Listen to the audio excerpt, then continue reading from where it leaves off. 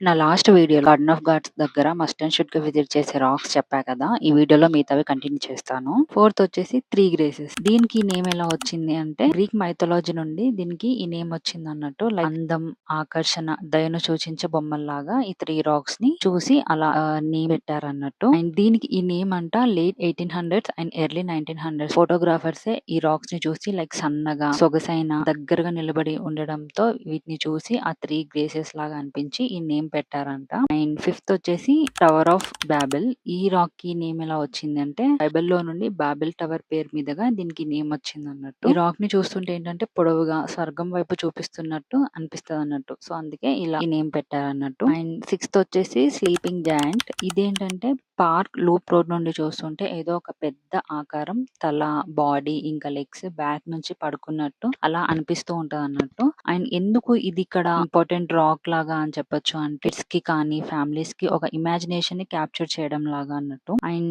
Seventh వచ్చేసి grey rock. ఇక్కడ అన్ని రాక్స్ రెడ్ కలర్ లోనే ఉంటాయి. ఈ ఒక్క రాయి మాత్రమే కొద్దిగా వైట్ అండ్ గ్రే కలర్ లాగా మనకు కనిపిస్తుంది అన్నట్టు. అండ్ ఇంకా ఈ రాక్ ఏంటంటే సైంటిస్ట్ వాళ్ళకి హెల్ప్ చేస్తుంది అన్నట్టు.